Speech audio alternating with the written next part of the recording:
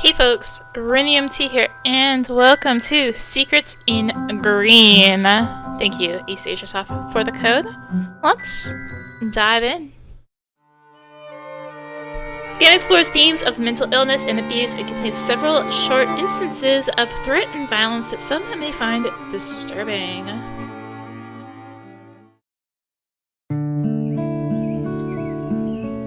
So this is the cottage that Father was telling me about. It's bigger than I expected. I take out Father's letter again, reading it with a mixture of curiosity and disbelief. Dear Alma, it is my belief that, after your most recent episode, it would be to your benefit to be relocated to somewhere more quiet and private. I have instructed our driver to escort you to your uncle's old summer home in the countryside, where you will stay for a time. It's so quiet. I sincerely hope that the undisturbed peace will bring about some change in you, so that we can put this dreadful business behind us. That's me. I'm the dreadful business. As far back as I can remember, I've had what Father has referred to as fantasies. Disturbed dreams, periods of confusion, and compelling realities that have turned out to be not real at all. I suppose I'm not altogether there. My last episode, as Father put it, was a particularly bad one. I'm not sure if this temporary change of scenery will do me any good, but at least it could be interesting. I hear footsteps to my right, and the lady appears, the companion Father has hired to ensure my comfort here. Oh, yes. Ah, you're here. Very good. I nod meekly. Companion had been my father's word, but considering her slightly stern demeanor, she feels more like a boarding school matron. Right then. Let's get you settled inside. I've brought some groceries and supplies for you. She wastes no time in striding swiftly up the path, and I follow.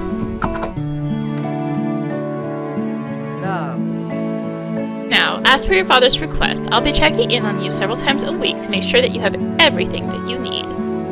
She regards me with the look of someone silently warning a child not to misbehave. So, If you have any troubling thoughts or need anything at all, just ask. yes. Yes. Her face softens ever so slightly, revealing a welcome ray of compassion beneath her disciplinarian front. She turns, adjusting the arrangement of boxes and jars upon the shelves. What am I to call you, miss? Oh, She whips around in a startled fashion, as though she'd completely forgotten about this detail. yes. Oh, yes, Mrs. Miller will do. All right. Yes, miss. With a final sweep of the room, she declares herself satisfied. Sarah! Preferences. What if I turn down the music ever so slightly? She declares herself satisfied. Right then. Have a restful evening. I'll be back to see you soon. She turns back to the door before I can reply, so I simply stare at her back. Maybe I can go up like a notch. Like going down one notch? Yeah. Simply stare at her back. Alone.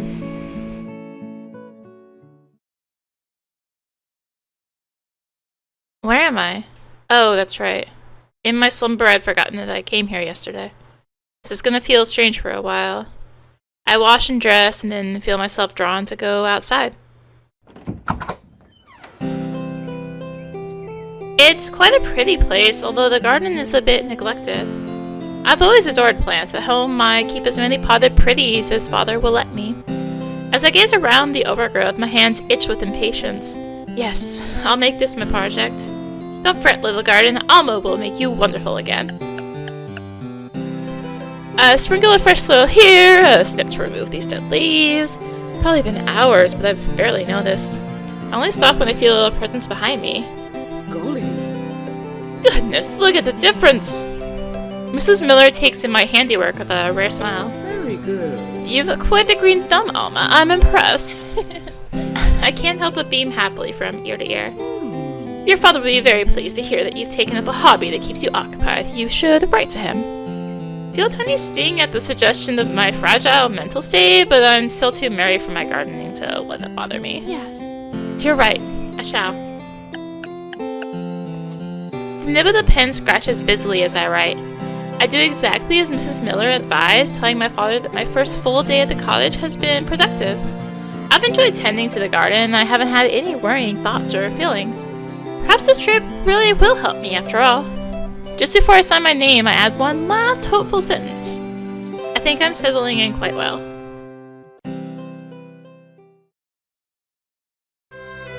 I'm in my happy place again. The garden is all but transformed thanks to my skilled hands. I think tending the plants is my true calling in life.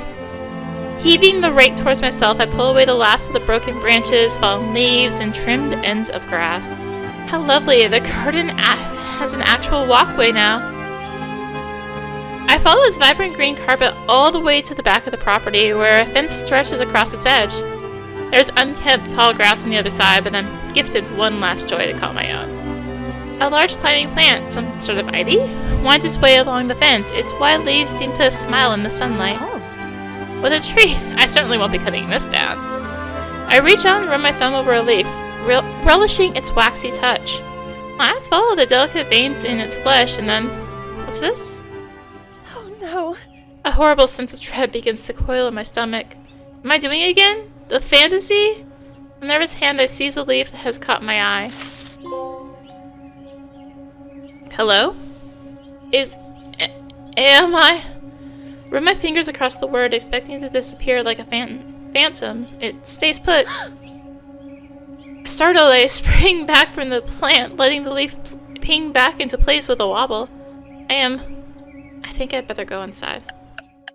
It seems to take an age, but at last Mrs. Miller arrives. Oh, Is everything alright, Alma? You seem shaken. She notices the second she walks in. I fear my mind might have played a trick on me. Shame sours my tongue as I say the words aloud. What sort of trick? I hesitate and step timidly toward the door. I'll try to show you. We tread cautiously through my lovingly created pathway. Its previous joy is no longer present. It was right here, a message. I rummage around the plant, searching for the leaf that had startled me so badly. It's not there. I can't find that little word anywhere. It's like it never existed. Mrs. Miller exhales a long sigh, as though she'd been expecting this to happen at some point. listen. I don't think there's any messages here, Alma. You're correct. It was just a little delusion. Delusion. Sounds so damning, and I feel like a fool. Never mind. Not to worry. Let's have a nice cup of tea and forget all about it, shall we? It won't pay to dwell on such things. She gives another one of her signature nods. Helplessly, I agree.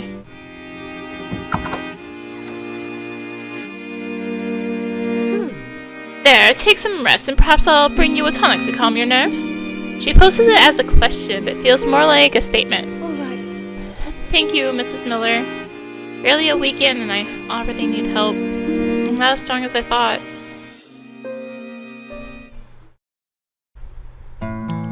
It's been a few days since that upsetting experience, but the fear is behind me now.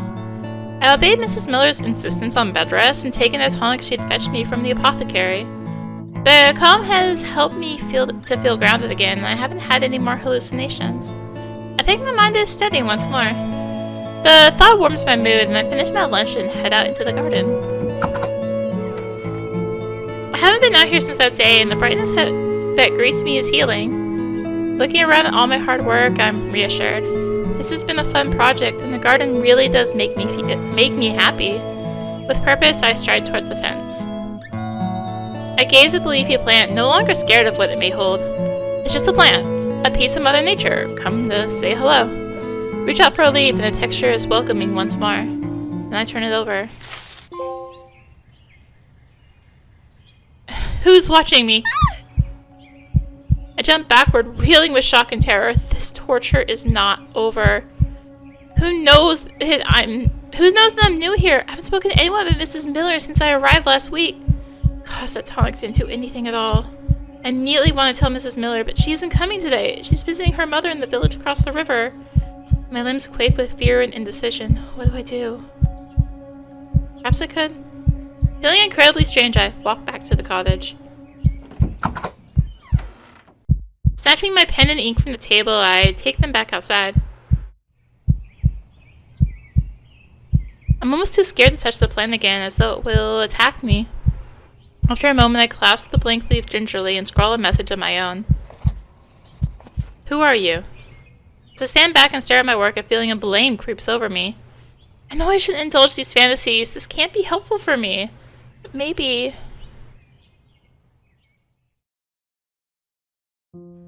I awoke a little while ago, and my first thought was of the plant. Trying to send my mind somewhere else, I feel it wander back to my childhood. Nature has always fascinated me. I'd gained endless bliss from smelling its blooms, watering its thirsty roots, and learning its stories. It spoke to me, or at least I spoke to it. While other children had people as their imaginary friends, I had plants for mine. I never wanted for company as long as I had a little flowery playmate to talk to. Father ended up putting a stop to that as much as he could. The doctor told us that such fantasies were a symptom of my condition, my hysteria. I did my best to obey Father's wishes. I wanted to get better for him. And yet, when I think about the conversations I've had with my colorful friends, I can't help but smile. It's a painful thing, this double-edged knife of fondness and shame. Unable to wait any longer, I spring up out of bed. I must put myself out of my misery. I can't make sense of my feelings as I hurry to the fence. Am I scared, or excited, or both? The plan awaits me. Tell me your secrets. Upon inspection, I see that just like before, the old messages have vanished without a trace. In their place, there's a leaf bearing a single word. What? This is not a dream. It can't be! The evidence is right here! Brush my hands across the letters. It is not written in ink. It doesn't look like the message I wrote. It's softer, more earthy, like a part of the plant itself. Feels like proof! No! No, it's not happening. We've been through this before. The doctor, my father, and Mrs. Miller are all right. This is your imagination weaving wicked tales, not the plant. I tear back across the garden and into the house. Shaking in my fear of my own mind, I throw myself down onto a chair to wait for Mrs. Miller. Alma. I know. Repeated the same ritual again. As soon as Mrs. Miller arrived, I dragged her outside to show her the new message, but of course it's not there. I wish I'd snapped the thing from its stem so that I could have preserved it. Instead, I'm standing here looking delirious once more. This isn't good. You've got to stop indulging this madness, Alma. I nod, but she fixes me with her most stern gaze yet. Listen. Your father has entrusted me with your well-being, but I can only do so much. You need to help yourself, too, understand? I can't speak, mute with humiliation. Now. I think it's best that you don't come outside for the time being. This knocks a gasp out of me. I'm gonna have to inform your father of this. I'll consult the local doctor, too. I don't think simple tonics will be enough. So all in my emotions, I croak out a reply. Yes. Yes. Mrs. Miller watched me drink a glass of water, wash my face, and cook myself a meal. She had only left once I sat down to eat, professing myself much calmer. The truth is I'm not. Today's message. Lost. What does that mean? Is my troubled mind inventing a predicament? And if so, who is stuck in it? Plant itself? Me? Lost. I'm trying to deny it and see sense, but I'm really beginning to think that someone or something is attempting to communicate with me.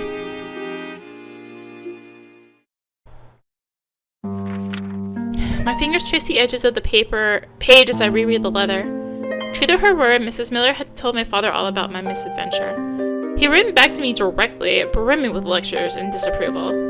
Every word I read hurts my heart. He writes as though I'm such a burden, and honestly, I agree with him.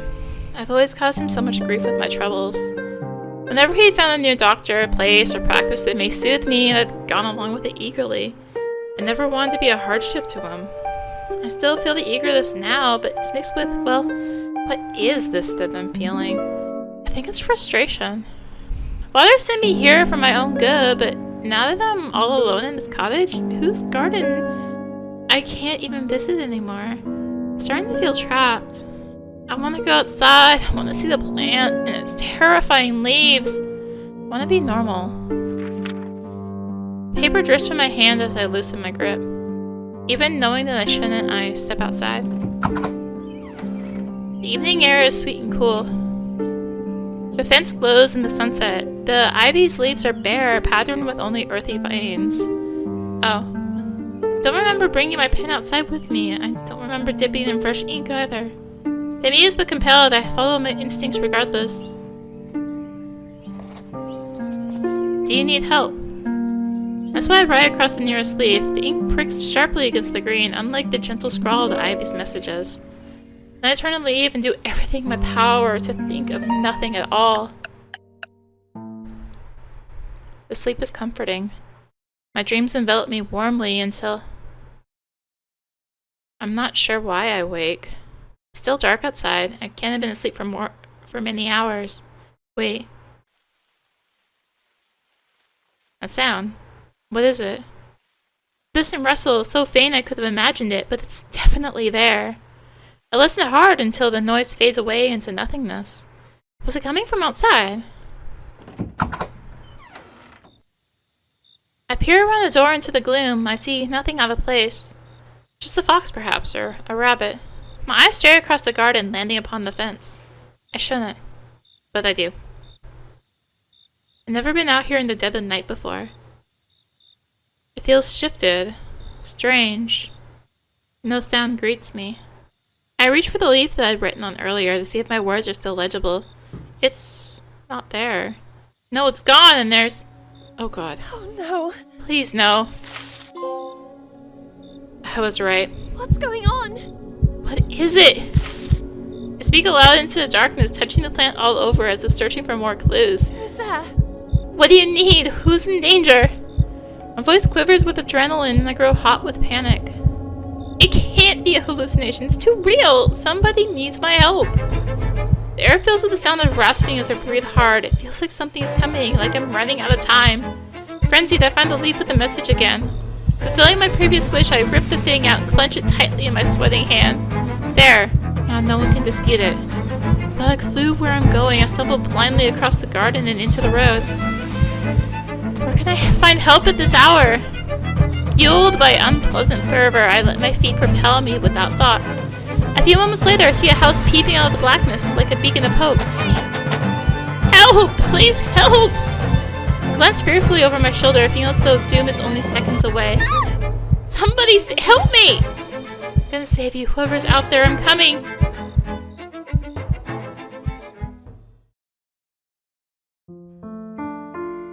Everything went so wrong. My poor family at Disturbed had answered the door. They thought me a madwoman. Policemen had been summoned and he'd take me away. I'd end up in the next town at what he described as a clinic. Had nurses, but not the kind one sees in everyday circumstances. They were the kind who aren't that far removed from prison wardens. Had to wait until next afternoon to see any familiar faces. Then Mrs. Miller turned up with none other than my father in tow. That's when I knew it was bad. Father explained the state of my mind, describing me in a way that made me sound like nothing short of a lunatic. I don't think he meant to, but he simply had no kinder words. After hearing this, the policeman was content to return me to his care. I hadn't hurt anyone after all. The nurses that urged my father to do would have been threatening at the edges of my existence for a long time. Finally send me to a mental asylum and be free of my wildness. I pleaded with him not to, and to my great relief, he'd taken my side. I doubt it was out of fondness, though. He probably only spared me in the interest of saving face and not dragging our family's reputation any further through the mud. It certainly seemed that way when we'd come back to the cottage. Father had barked and bellowed at me for what felt like hours. Mrs. Miller had excused herself upstairs on the pretense of folding towels out of awkwardness. I nodded through the giant sobs as he scolded me. I disappointed him yet again. Fresh tears crawled down my cheeks as I lay curled in an armchair. It's been days since the ordeal, but no matter how tightly I wrap my arms around myself, I still don't feel safe. Opening my fist, I look at the leaf in my hand. It's tremble, but that single damning word, yes, is still etched on its surface. No one will believe me. They assumed I forged the message myself in order to create fake proof of my delusion. Attention seeker, they called me. But I'm not. My hand closes of its own accord, mashing the leaf into a scrunched up ball. For the first time in my life, I feel angry, not at myself, but at everyone else. I've always understood why my fancies have been cast aside. They encouraged my lunacy. But perhaps now, I've been dismissed one too many times. I'm tired of being ignored, of being treated as lesser than others. A pressure builds in my stomach, spreading out across my bones and igniting all my senses. Determination. Unable to contain it, I let it pull me from the chair. Disobeying my orders, I grab my pen and ink and wrench the door open.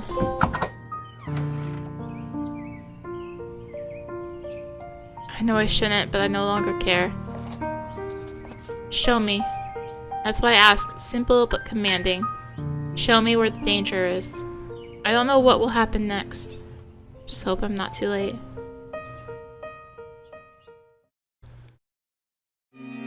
Right then. Alright, Alma, I'll leave you to sleep. Did you take your tonic? Yes. Yes, Mrs. Miller. She nods with satisfaction. She's taken a visit in the cottage more to keep an eye on me. Tonight it almost feels like she's tucking me into bed like a child. Ah, yes. You should read that again, you know? She gestures at the letter on the table beside the bed. Very good. It shows real progress. It'll keep your face strong. Go on, look at it once more before I go. I'm not very enthusiastic, but I do it anyway to appease her. Bah! Dear Alma, it pleases me to hear that your days have been calm since the incident with the neighbors. Your progress is valuable. It must not be underestimated. Mrs. Miller sets her mouth into a thin line of satisfaction as I read. My recent quietness has been taken as improvement. Father has switched back to praising me. Everybody wants me to take pride in his approval, but somehow, I can't. He doesn't understand me. He doesn't see me as I am, as I really am. He wants a submissive and obedient daughter with nothing in her head. When I defy that daydream with my hysteria, he treats everything that I say like the ramblings of a silly little girl. Even now, in my 20th year, my words and feelings have no meaning to him. It makes me restless. Once I'm finished, Mrs. Miller leaves me to sleep. I'm not exactly tired, though. My senses are too alert. Sighing, I lay for a while, staring hopelessly at the ceiling. Isn't that a noise again? What is it? It's definitely coming from outside. I whip the blanket for myself and patter softly but swiftly downstairs.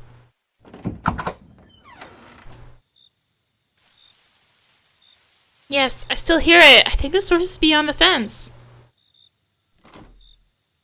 Oh, what made that thumping sound? Who's there?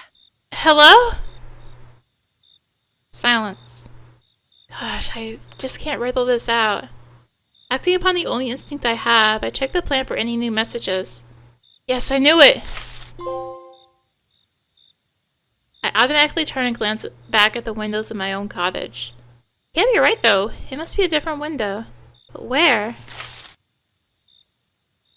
I rise up onto my tiptoes, craning my neck to see as far over the fence as I can. Can just make out the shape of something, a small house in the distance. I suppose I have closer neighbors than I realized. This fence seems to separate our gardens. The rustling was definitely moving that way. I rest my heels back down onto the earth with a sinking feeling. Whatever this is, I think it's bigger than me. I don't think I'm clever enough or strong enough to solve this mystery. I drown in a sense of defeat for a moment. And something else rears its head from underneath, that determination that sparked within me before. That anger. Who is it that decides what I can do? Father? Mrs. Miller? The world? No. It's me. Feeling terribly unlike myself, I seize the top of the fence, doing my best to mentally shake off my usual obedient nature. Pausing, I brace myself for whatever situation I'm about to let myself fall into. Be brave, Alma. And I haul myself upward and over. My ankle almost rolls as I land. What's this beneath my feet? Looks like Coal. It's a pile of coal hiding in the grass. The piece I picked up smudges its sooty shadow across my fingers. It reminds me of something. Turning around, I grasp a leaf from the ivy and draw a line across its flesh. That's it. This is what the messages have been written in. The plant isn't communicating with me after all. Someone's been chalking the words onto it in coal and dropping the lumps beneath into the earth below. Fire pulses through my veins at the realization. I may have been wrong about the ivy, but my suspicions that a real person's in trouble seem to have just been proven right. I knew it. Drawing myself up to my full height, I begin to stride through the grass. It's like my own garden had been before I tidied it up, except this one is even more overgrown. The long, scratchy fingers of the weeds tickle my legs through my nightdress. I try to ignore it, wishing that I'd put shoes on. So this is it. It looks so normal, just another cottage in the field. I wonder who lives here and why they're sending me messages to a stranger in the middle of the night. Wary of being seen, I start to creep as delicately as possible around the cottage. The windows, that's what I'm meant to be looking at. It's hard to see anything properly in the dark. The little glimpses that I do catch reveal nothing out of the ordinary. My frustration leaks out of me in a quiet sigh. Which window? What am I supposed to do? At a loss, I trample around the back of the cottage. I doubt anything will be back here, but I just want to do something. Then at least I can say that I tried. As I expected, just a couple of barrels standing against the wall. Nothing at all that could... Wait. I see it. A breeze wafts a nearby tree branch. The slice of moonlight that breaks through reflects off the surface of something that I hadn't noticed at first. There's an indent in the soil, a trench almost, and the walls of the cottage continue to stretch into it below the house itself. Peeking out just below the top of the trench embedded in the wall is a tiny window. This house has a cellar. My guts begin to squirm. I know instantly that this is where I was asked to come. Getting down to my knees, I crawl as close to the window as I can get and look inside. It's pitch black in there, so identifying anything at all is difficult. All I have is the faint glow of the moon. I can see a room of stone, perhaps a box or two. There's something moving, a small mass rising and falling with the telltale signs of life. My first thought is that it must be a dog or some other beast. It also be kept away from the main house in the cellar like this. Squinting, I move my body aside to let more of the moonlight into the window. What are you? The figure turns its head and I see shapes that I recognize. A brow, a nose, a small rounded chin. My heart falls into my stomach. It's a boy. He can't be any older than 7. His tiny form shivers on the cold, hard floor and his head is bowed in hopelessness. Goodness! Oh my god. I didn't mean to say it aloud, but the treachery of the situation is overwhelming. My eyes sting with tears. The boy must have heard me. His whole jolts up and he swivels quickly to face me. When our eyes meet through the glass, my heart breaks for him. He looks utterly dejected and his desperation to escape this prison is practically visible in the air around him. How long has he been here? And who on earth would do this to him? He pulls himself to his feet, skittering across the room and throwing himself at the wall beneath the window. The face he makes at me is pleading, begging me to get him out, and it becomes my wish too. I want to take him from this place, scoop him up in my arms, tell him that everything will be alright. Hold on! It's okay, I'm coming. I have no idea how I'm going to set him free, but I must find a way. I spread my hands across the window, feeling for any gap or crack that could gain me entry. I don't get very far though. I've only been investigating for a few seconds when... Cottage door. Sensing danger, I flinch away from the window and stand up awkwardly. I can't let anyone see me here. I start to back away, but then a pair of eyes locks onto me. I feel like prey caught in the side of a predator. You. Oh no! Oh my, please don't hurt me. Disgusting. You're that crackpot, aren't you? That's lunatic. Words feel like daggers to my skin. I've heard about you. You scared the neighbors last week, didn't you? Ranting and raving your insanity. Is that your pleasure, Missy, sneaking out under the cover of darkness, putting the fear of God into everyone with your madness? His face contours into a repulsive scowl, and he takes a few steps toward me. Can't bring myself to defend my honor, and my whole body is frozen in terror. Get lost. I'll not have you on my property. Keep your devil talk to yourself. He advances closer, flapping his arms wildly at me, almost as though it was shooing an animal away. Go on with ya. Go on, get out of here! Response, I let out a high whimper of terror. Shocked back into motion, I forced my limbs to carry me across the grass in rapid, wobbly strides. The boy. But I can't do anything now. I have to get to safety. I hear the man chasing behind me, but I don't dare turn to look. I just keep moving. I run faster than I've ever run in my life, feeling a rush of longing as the ivy-draped fence comes back into view. Almost choking on adrenaline, I leap. He's gone. I can't even think. I just want to get inside. Heaving myself upright, I drag my exhausted body towards the cottage.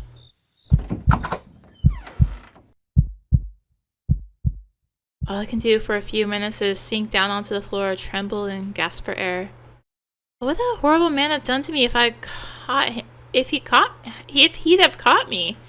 And more to the point, it's clear that he's the one who's keeping that poor young boy locked up. I know it. I bet he wanted me gone so I didn't see the evidence of his abuse. But it's too late.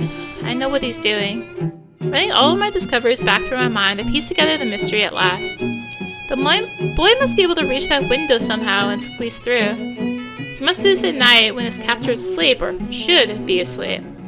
He must inch quietly through the garden, taking a piece of coal from the fire pit along the way. He must write me messages on the leaves of the ivy, a feeble cry for help. He must wind his way back just as quietly and slip in through the window as though nothing had happened. All this makes sense now, considering what I've seen. But if he can climb through the window, then why doesn't he? I suppose the fence is too high for him. He's only a little boy. Even I struggle to haul myself over it. He's perfectly trapped and his jailer knows it. Whether he knows that he's been sneaking out at night, I can't say. Even still, he's probably entirely convinced of the fact that his prisoner is going nowhere. I just cannot fathom why this is happening and what that sweet little soul must be going through. He needs to be saved. The agony of it all brings new tears to my eyes. No one deserves to live like that. I just don't know what to do. No one believes a word I say anymore, not after the episodes I've had since arriving at the cottage. Fresh anger burns within me at the thought. That's what everyone's calling them, episodes. And yet, I've just uncovered the truth. I've been right all along. I haven't had a single episode at all. My sight is clear. My reality is real. People just don't want to believe it. No, I'm gonna help this boy. I'm doing it, and that's the end of that. How do I proceed? Should I try to convince Mrs. Miller and my father that my word is reliable and ask for the help? Or is it futile? We're going to drop a save here. And we'll keep it a secret. I can't trust them. They don't trust me. If I'm gonna help this boy, I need to act alone. It shouldn't be this way, though. If my father would just... My whole life thus far seems to swim in my mind's eye, and I finally see it for what it truly is. I've always believed that I was loved, but every doctor and nurse, every person on the street, even my own father himself, they've all treated me as a lesser being. Why? Because of a sensitive mind? Because I'm a woman? It's probably both those things.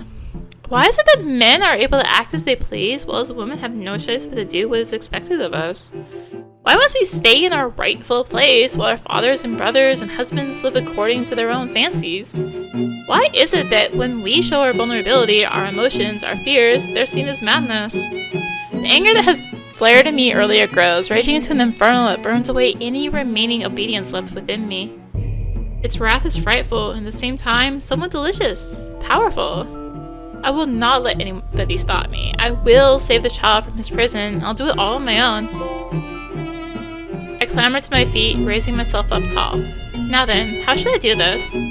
Better not go anywhere near the house while that man is still there. He's clearly too protective of his territory. To make sure that he's distracted or indisposed.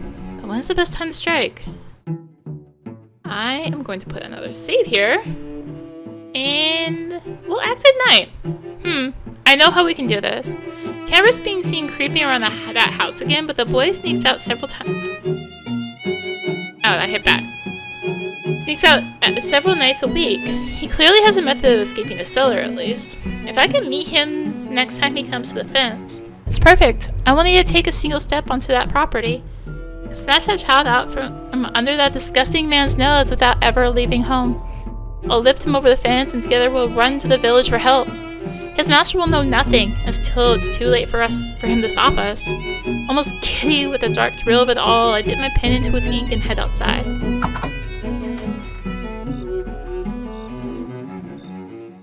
Striding up to the fence boldly, I write that what I pray will be the last message that either of us will need to send. Come here tomorrow after dark. Wait for me. I will meet you.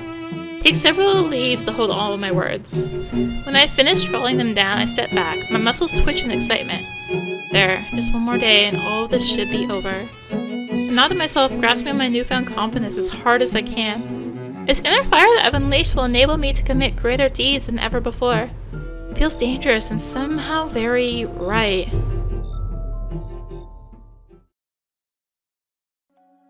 Since arriving at this cottage, I've enjoyed its tranquil evenings.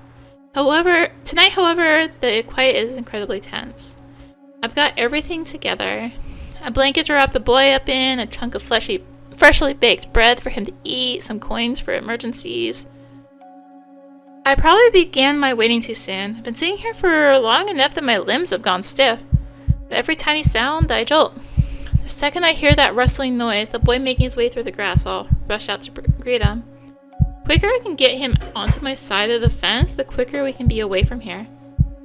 Nerves crackle in my stomach, and I breathe them away as calmly as I can. Any moment now, he'll come.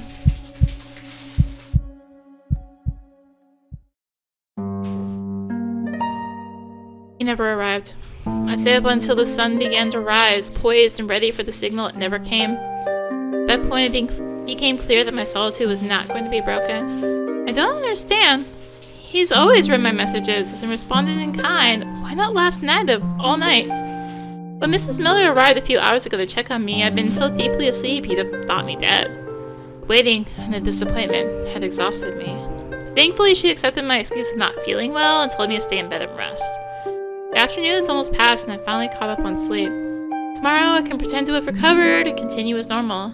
The thought of tomorrow and the days beyond is so troubling. What will become of the boy? Did he not heed my instructions because he was afraid of me? Or what his captor would do if he was caught? Should I write him another message? My legs twitch as I think about going out to the fence, but I stay put. Mrs. Miller thinks that I'm unwell. I better not be seen outside. My mind won't rest until I've done something. But I'll wait until nightfall. Right then. Alright, Alma, I'll return tomorrow. I nod in mock gratitude. Very good. It does please me to see that you're feeling better. I'll fetch us a tin of rose tea from the village. That'll be a nice treat with lunch. All right. Thank you, Mrs. Miller. She nods dutifully and leaves. The silence envelops me again, and like the least enjoyable hug possible. I pause to give her time to walk out of sight of the cottage. Then I think of the fence and sneak from my bed.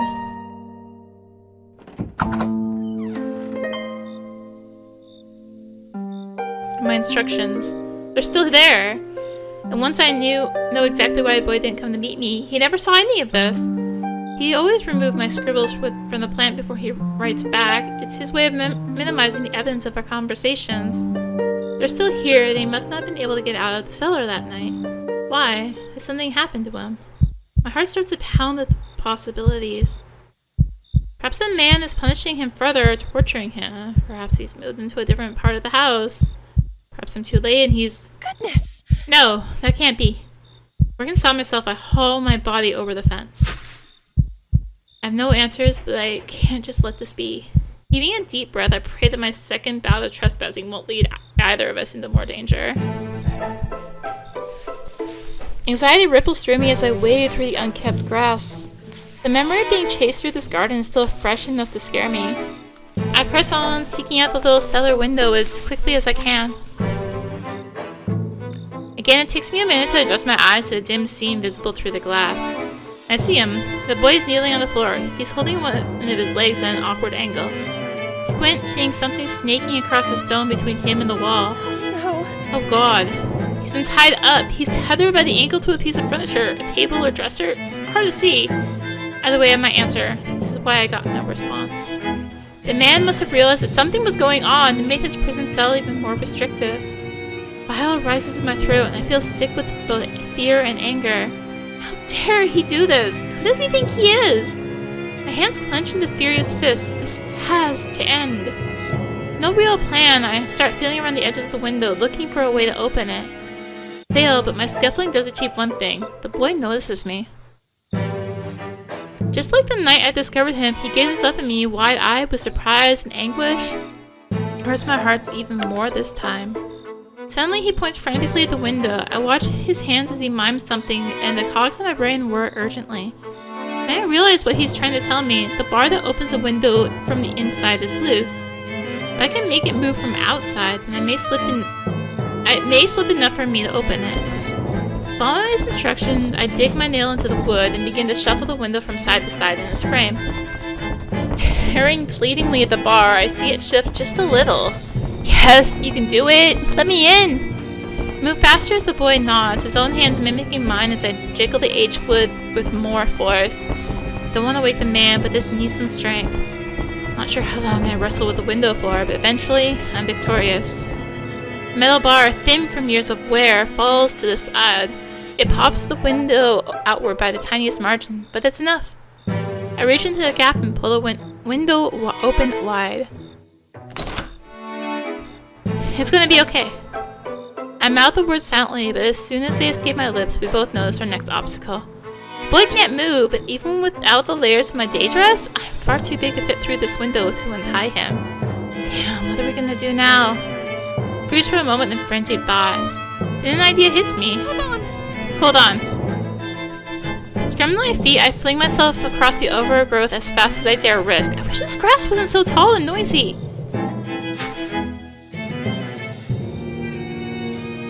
Rushing across my own garden, I search for the basket where I keep my gardening tools. There it is. Trowel, fork. Aha! Seizing the pruners that I use for trimming, I barrel across the grass back to the fence.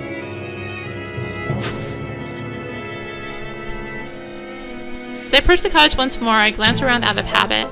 Thankfully, the slumbering world seems blissfully unaware of what we're doing. Collapsing at the window again, I show the boy the pruners. He nods feverishly, coming as close to the window as he can manage and reaching out his hands. A fresh wave of nerves washes over me as I lower my arm into the window, aiming my throw as best as possible. I watch the pruners sail through the air towards the boy. He goes to catch him, but the handle bounces off his wrist and... That was so loud. Two of us hold our breaths in horror as the echoes of metal and stone die down. Please. No? It's okay? I thought there'd be no chance that such a racket hadn't woken the man. Did he really not hear it? We wait for a moment longer, searching the silence for a hint that someone might be coming. Think we got away with it. Releasing my tense muscles, I urge the boy to continue. He snaps out of his stasis, collecting the pruners from the ground and slicing the rope around his ankle. It breaks under the blade quite easily, and at last he can move freely again. He runs towards the window, but then halts in his track with a sad expression. I can't climb! His whisper tickles my ears faintly. There were boxes here. I stood on them to reach the window. Where are they now?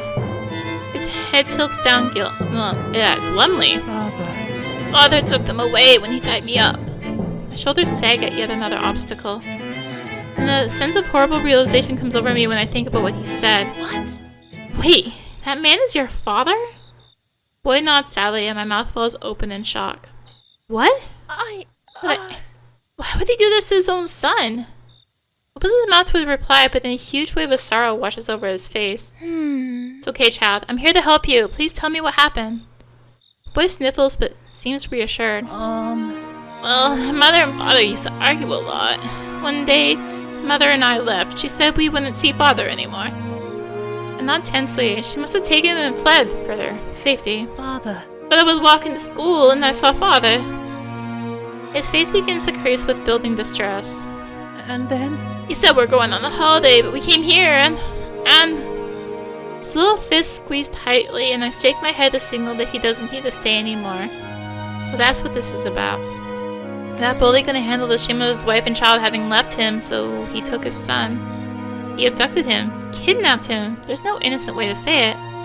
Took him by force and is keeping him locked up as some sort of what? Payback? What an absolute, unbelievable, vile, wicked little... I'm so sorry, my boy. This must have been very hard for you. He nods, heartache spilling from every pore in his body. All right. Listen, we can put an end to this tonight. I'll get you out of this place and we'll try to get you back to your mother. She must be worried sick over where her precious child must be. Really? Really? I sent him the most reassuring smile I could muster. Yes. Yes, let's get away from here to somewhere safe. The police will find your mother and take you back to her. A glimmer of hope shines in his eyes and it warms my whole being. Now, lean into the window, pointing to the now severed rope. Throw that up to me and let's see if we can't pull you up. Suddenly optimistic again, he springs into action. Grabbing the rope, he flings it upward with all his might. Thankfully, I'm able to catch it. I hold it securely, dangling the other end back down to him. Wraps his fist around it tightly and with a look of steely determination begins to climb. My hands immediately start to burn with friction as I try to hold his weight.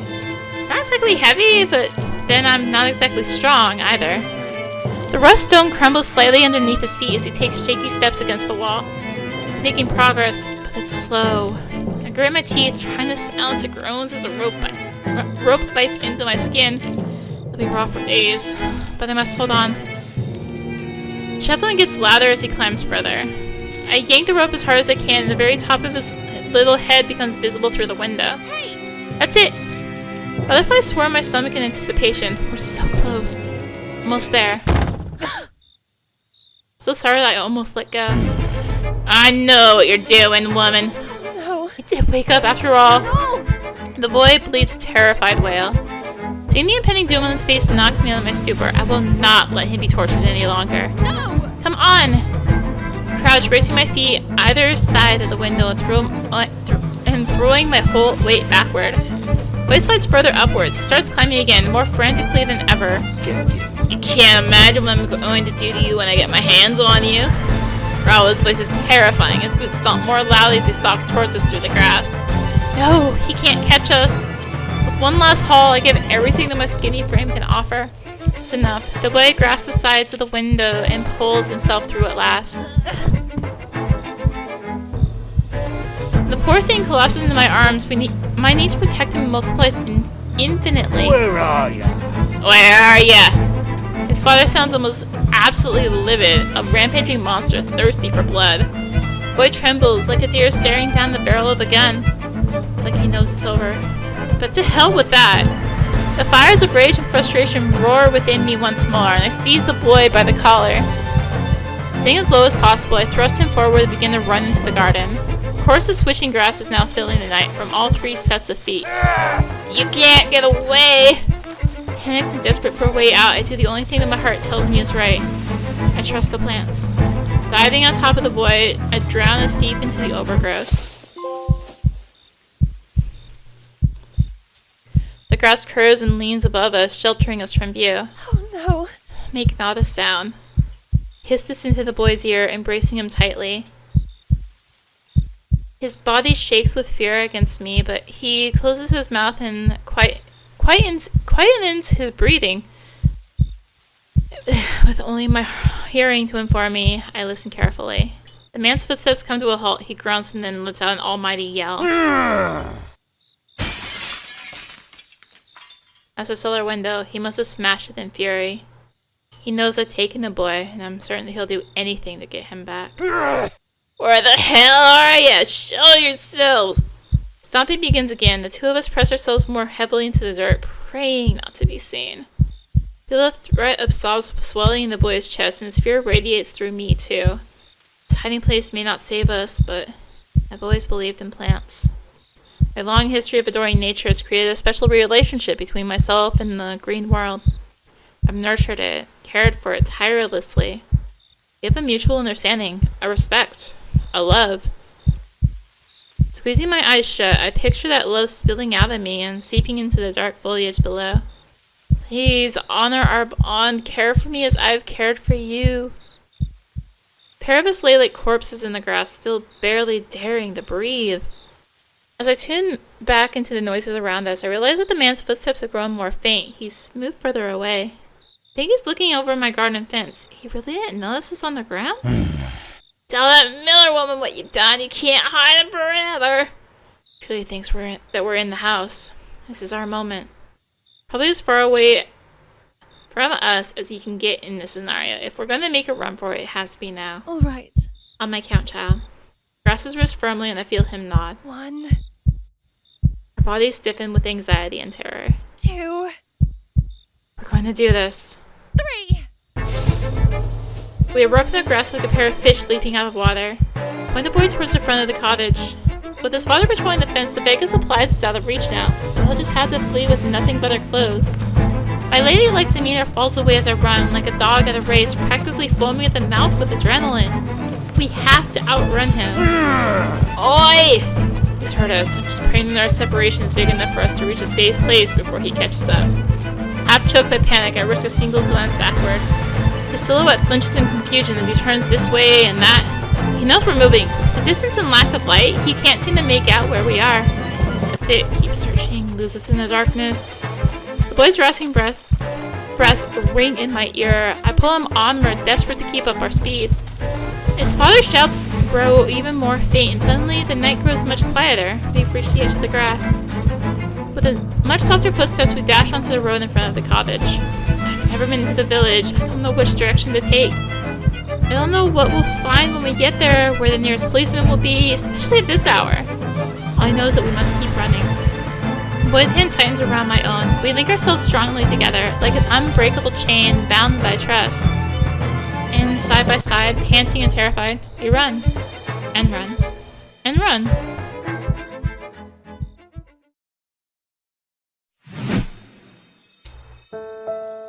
Epilogue.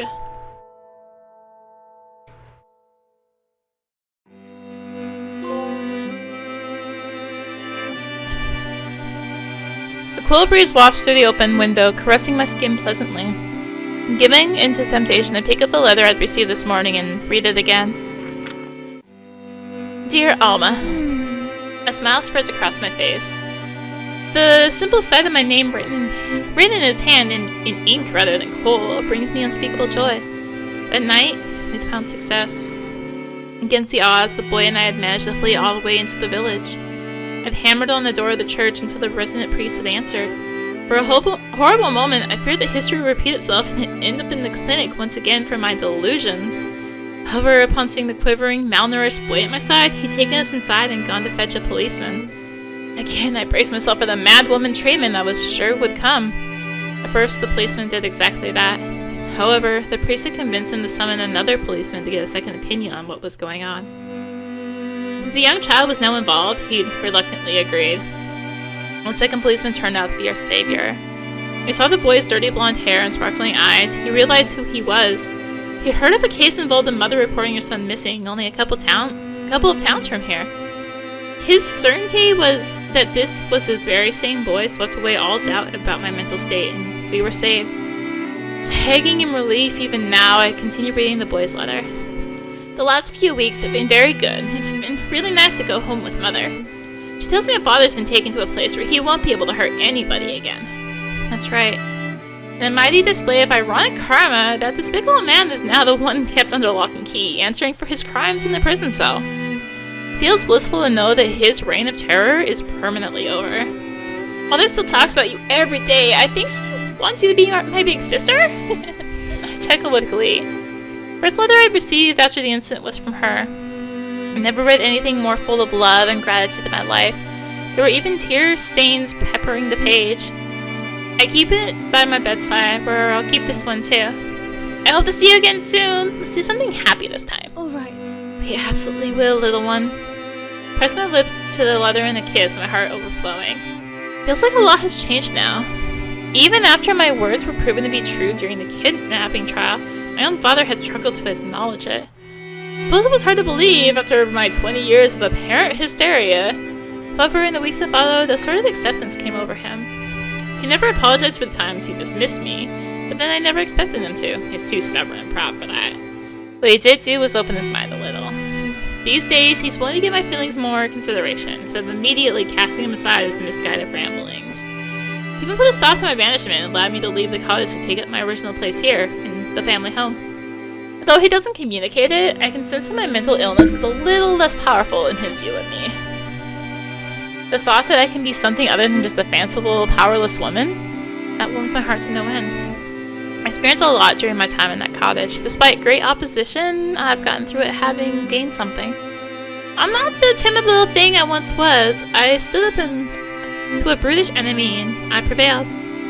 I acted according to my own will and I made something happen. As a woman, as a mentally vulnerable person, I finally feel as though I'm valid. Perhaps I'll never be viewed as normal, but this fact depresses me much less now. I know that I can be seen and heard in this world, and I'm gonna keep shouting. I'm gonna seek out every opportunity I can to put my own personal stamp upon my life. I'm gonna truly be someone. Drifting back into the moment, I read the final letters at the bottom of the page. Thank you, Alma. Yes. That's right. My name is Alma. I'm a valid, capable woman.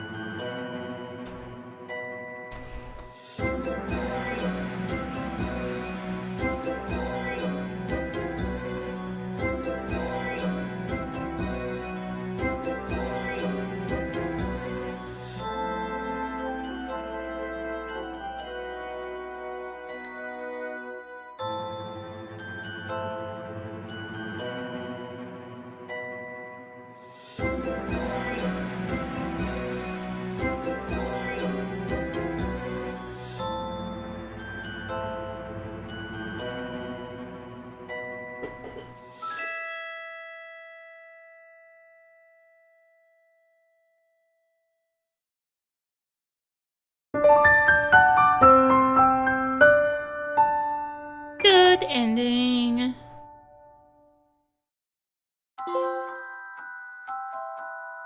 Well, that was the good ending.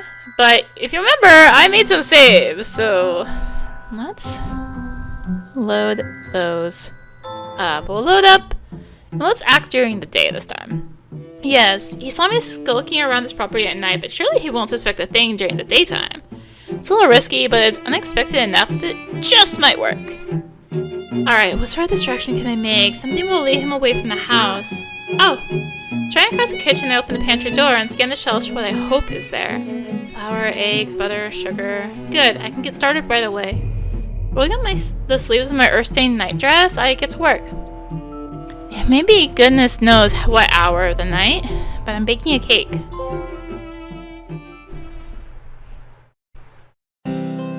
Mrs. Miller turns wide-eyed with surprise when she walks in the following morning. I'm sure she didn't expect to see me dressed in my finest clothing with a large Victorian sponge cake dominating the kitchen table.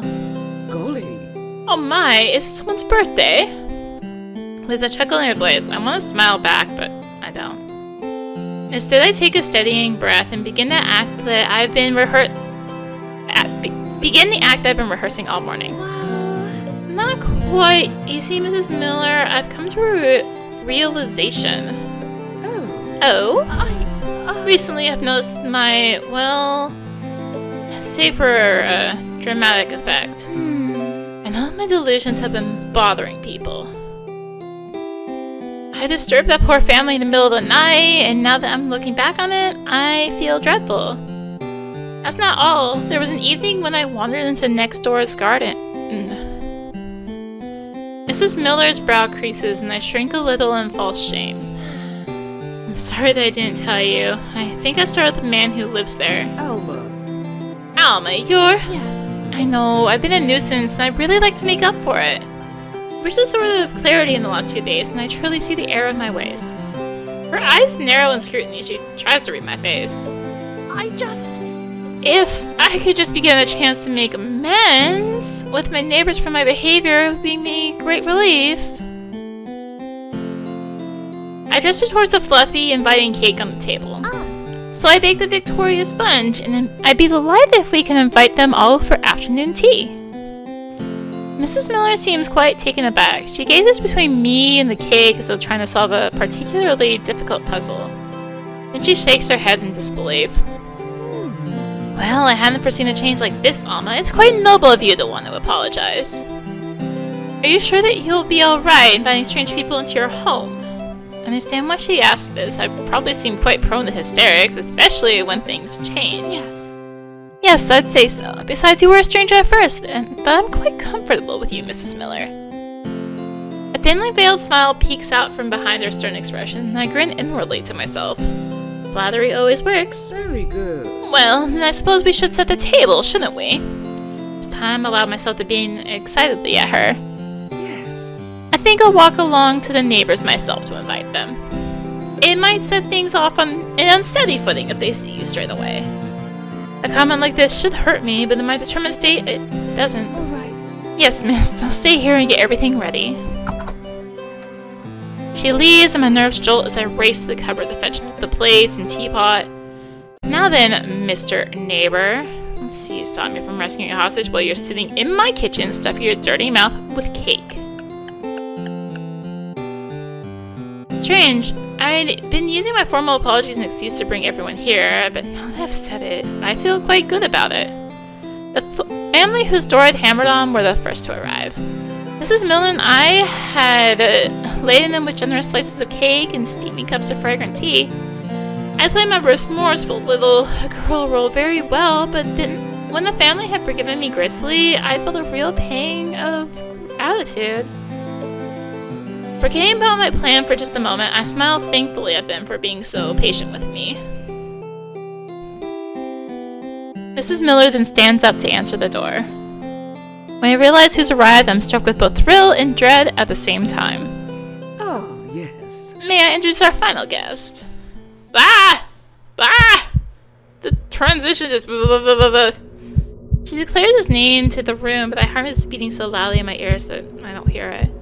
Even in the daylight, the man seems to radiate threat. He looks extremely uncomfortable as he sidles up to the table, taking a seat and nodding to everyone in reluctant greeting. All at once, I want to rise from my chair and strike him.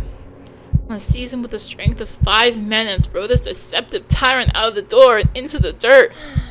But I breathe, and breathe, and hold it all inside. I wanted to extend my... Just say it, you don't have to mean it. Well... Sincere apologies for roaming on your property. A flash of annoyance sparkles in his eyes, but then he settles down. I suppose the company we're in makes him feel unable to show his true colors. Yes. It's quite alright. Words are barely more than a croak, and very unconvincing. At least both of us are lying to each other just as equally. Thank you for your understanding, sir. She bows her head in an exaggerated display of gratitude. Oh. Alma has gone to the trouble of putting on a grand feast for us here as a token of our appreciation. May I get you a slice of sponge? She practically attacks him with the cake, the napkins, the hastily poured cup of tea. Quite funny. I'm glad for her over-the-top hospitality. It's the perfect distraction to accompany my next move. I'm so pleased that you're all enjoying my baking. If I might be excused for just a moment to use the ladies' room. Ray seems quite unfazed by this, nodding and taking more bites of their cake. Mrs. Miller eyes me warily for a second, but upon seeing everyone else's lack of concern, she nods discreetly. Yes. Oh, just be a moment, please. Help yourself to a second slice if you wish. It's the least I can offer. Smile sweetly, ducking out of the room and into the garden. As I close the door behind me, my head swells with a dizzying mixture of relief and worry. It's gone perfectly. Now I need to make sure that I act fast and that before that man realizes that anything is amiss. To give up appearances, I walk over to the outhouse that contains the lavatory. Make a show of swinging its creaking door open loudly so it can be heard from the kitchen.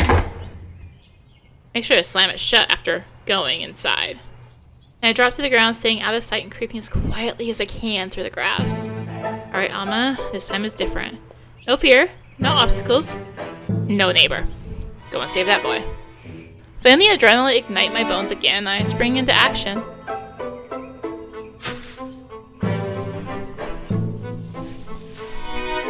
The cottage looks deceptively innocent in the light of the sun, does it though? Pity that its owner is far from innocent. I waste no time rushing around the back and throwing myself into the earth beside the cellar window again. This time the boy is easily visible in the daylight streaming through. Poor thing is asleep by the looks of it.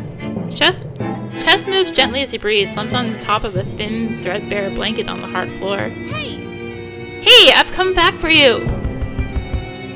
Tap impatiently on the glass, hoping that it'll wake him. Can you hear me? I want to raise my voice too much, but he doesn't stir. Having frustration, I pull myself upright. If I can't wake him up, then I'll have to go to him. Circle the house looking for anything that might enable me to get inside.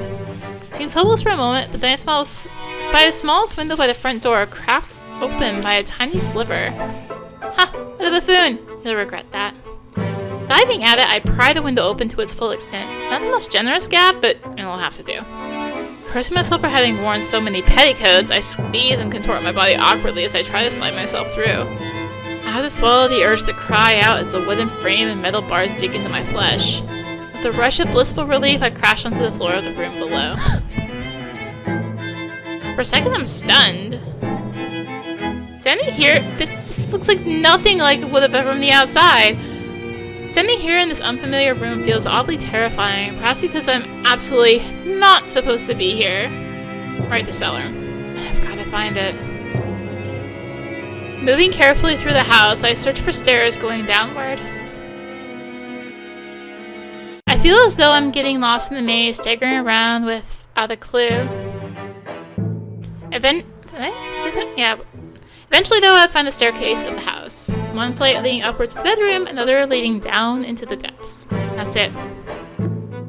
My echoing footsteps seem to chime a warning as I descend into the bowels of the earth, of the house. With every step, my dread rises. At last, I reach the solitary cellar door. The sight of the heavy padlock securing it shut makes me feel sick. Such a brutish measure against a small, harmless little boy. Well, I'm gonna need a key for that. Dashing back upstairs in a hurry, I return to the dining room and search around. He could keep the key on his person, but he might also stow it away somewhere secret. It's here, I'll sniff it out. Man's rifling through books, opening drawers, and peering behind curtains reveals nothing. Make things worse, my ears pick up on a distant knocking sound, followed by Mrs. Miller's loud, concerned voice. What's going on? Alma, you've been in there for quite some time. Is something the matter? No. They're about to notice that I'm gone. Scrabbling around in a frenzy, I hear myself gasping hoarsely as my search becomes desperate. Please, just let it be here. Something tripped me as I passed over the rug. Oh. Aha! The corner I'd fallen over has slipped up to reveal a chunky key that was hidden under its thick weave. Snatching it up, I fly back down the stairs with as much speed as possible. I slot the key into the door. It takes considerable force to make its tight, unforgiving mechanisms bend to my will. There. What? That does not look like what... There's a mismatch in how things are looking. Inside the dank, lonely cellar is much more horrifying than from the inside. There's almost nothing here. A couple boxes, a set of cold, lumpy cobbles paving the ground. A tiny, malnourished, innocent little boy crumpled at my feet. Goodness. Oh, child, wake up! Kneel on the side, shaking his skinny body and trying not to lose myself to despair.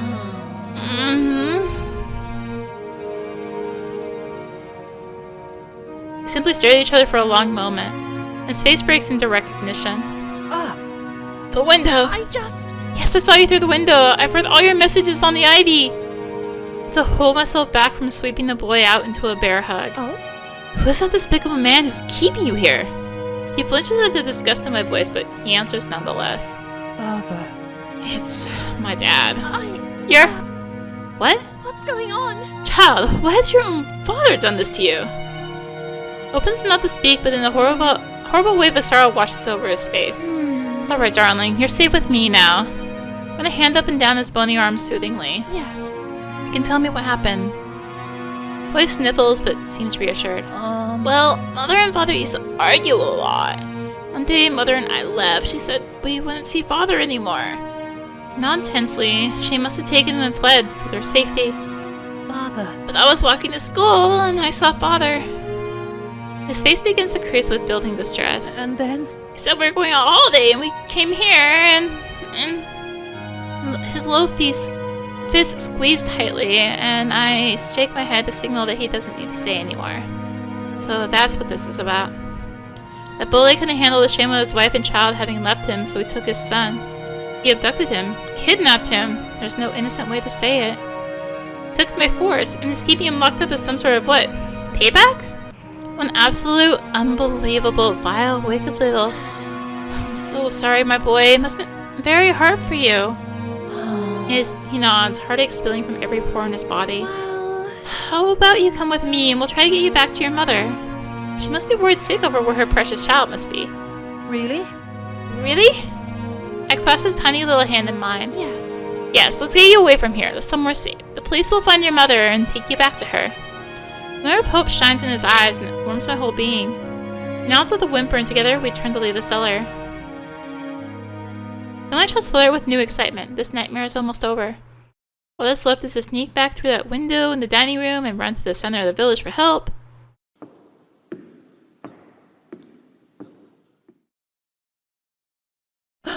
No. I knew it. Russ's voice bounces off the walls, filling the room with a hideous rumble. You clever, clever girl. And not clever enough. He smirks darkly at me like the villain that he truly is. Father! Quiet, boy! Child bursts his face into the side of my dress fearfully.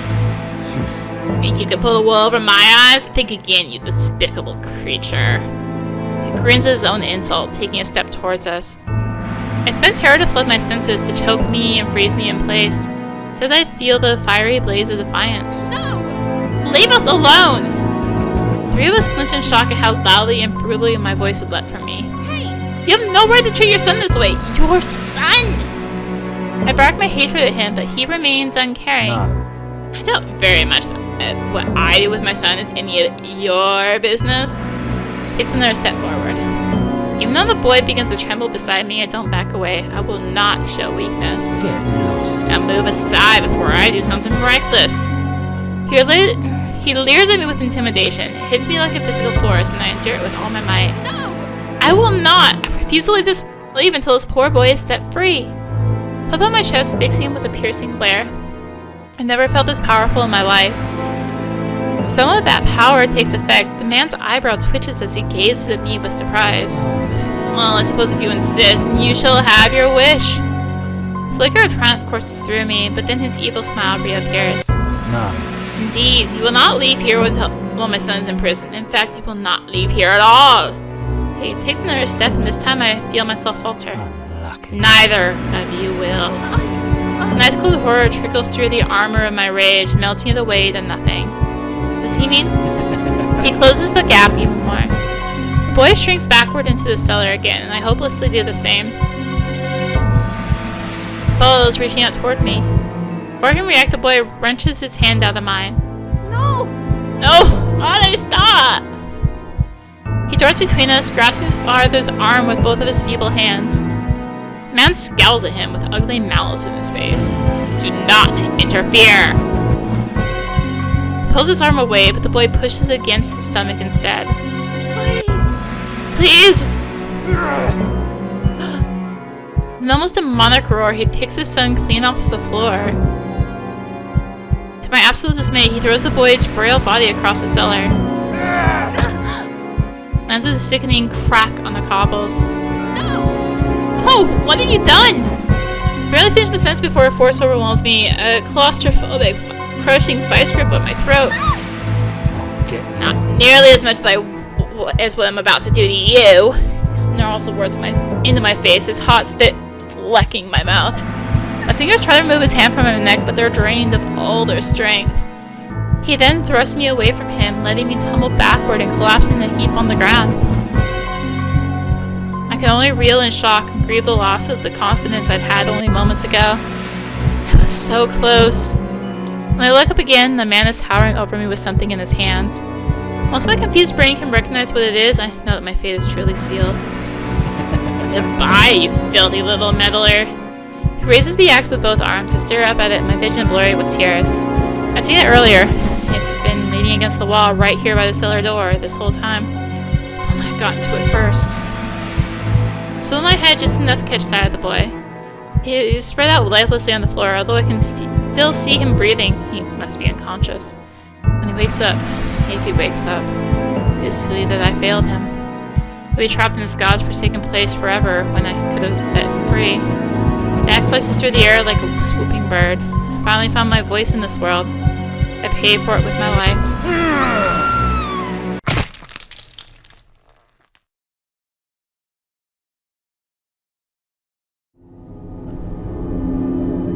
Game over.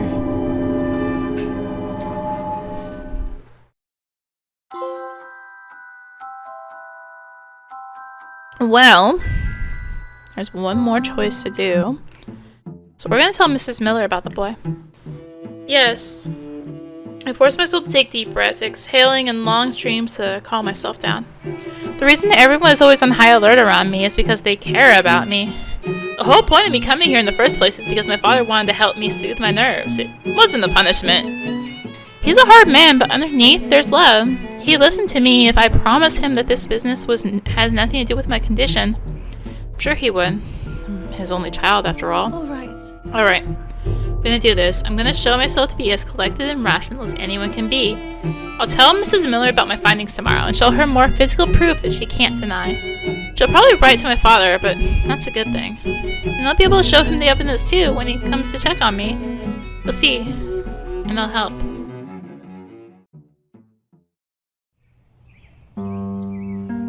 Jiggling with impatience, I almost yelp when I finally spot Mrs. Miller striding up the path. I feel like I've waited a lifetime for her. Oh. Alma, are you alright? Yes, Mrs. Miller, although I have something very important to tell you, would you listen to me? Her expression clouds with confusion. Very well, let's go inside. As I close the door behind us, it feels as though the world outside falls away, leaving nothing but the two of us in a tense void. What's going on? Well, what is it that you want to say, Alma? Okay, breathe. I wait until the butterflies in my stomach have slowed their wings. Then, in my most steady and calm voice, I speak. I tell her everything. Tell her that I agree with her. The messages I was seeing did seem like hallucinations at first. I remind her of the first leaf that I'd managed to actually show her on the night I was taken away by the policeman.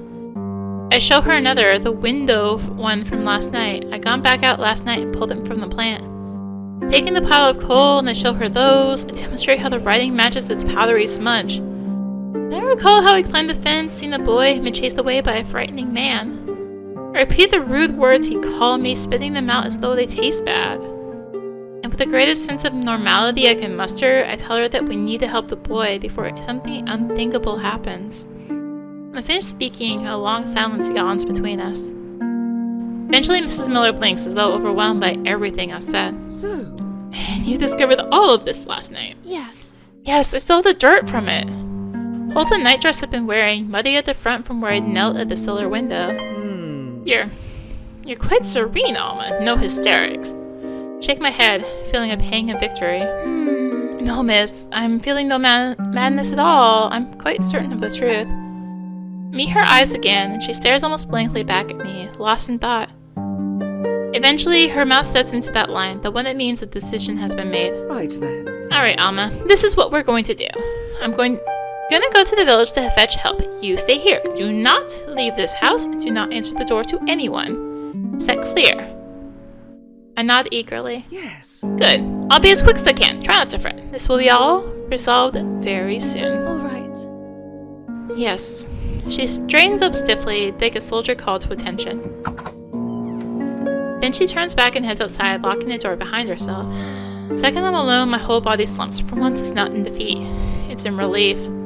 Finally, someone is taking me seriously. I think staying composed was a trick. It showed Mrs. Miller that I'm not only full of wild fantasies. Sometimes I see sense, and she knows that now. Flopping down into an armchair, I wait with bated breath. This time, I'm happy to do as I'm told. We're on the same side now. I'm not sure how long I'm left there for, but at last I hear footsteps coming up the path. Multiple sets of footsteps. She really did bring help. Decided I spring up from a seat like a jack-in-the-box, gazing eagerly at the faces as they enter. Alma. Alma. She sounds oddly tired as she says my name, as though she's been on a long journey. Now. You can rest easy now. I've brought you the help I promised. And nod happily. The two figures standing behind her don't introduce themselves. Surprised to see that they're both women. I'd assumed she'd fetch policemen. Oh? What are we gonna do? Mrs. Miller helps out a weary sigh, looking at me with pain in her eyes. It seems as though she's not going to enjoy whatever she says next. Oh, yes. We're gonna take you somewhere new, Alma. Somewhere with the people that you need. What? What? Sorry? She grits her teeth, her jaw twitching. This isn't good. I listened to your words and I saw your proof. This has made one thing abundantly clear. You're not equipped to remain in the outside world, Alma. Your delirium has gone too far. I feel a smile slide from my face and my skin grows cold. She didn't believe... Of course, I haven't been able to contact your father yet, but I believe that he'll agree with my course of action.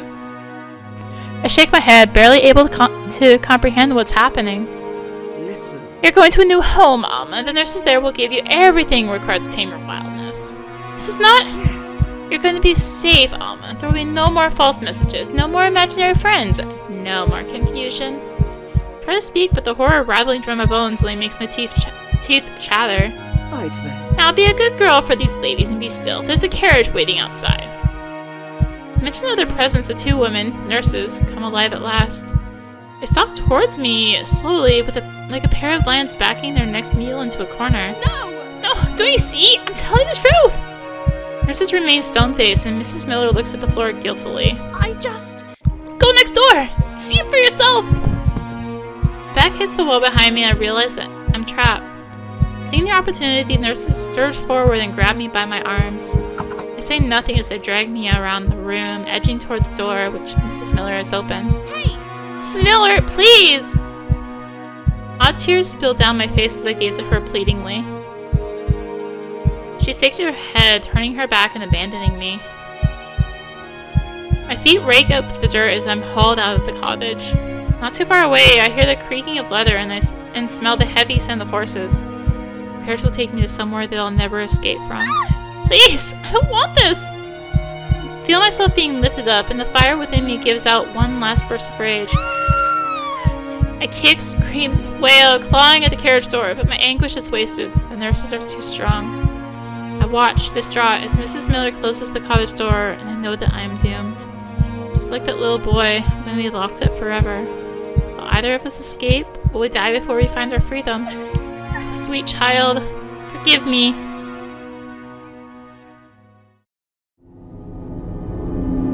Game over.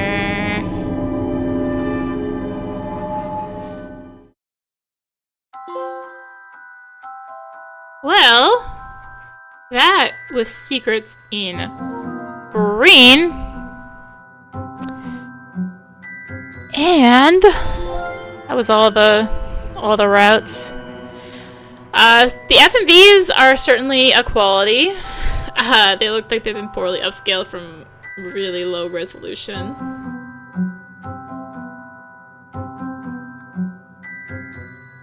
So, yeah, thank you eastasiasoft for the code for Secrets in Green.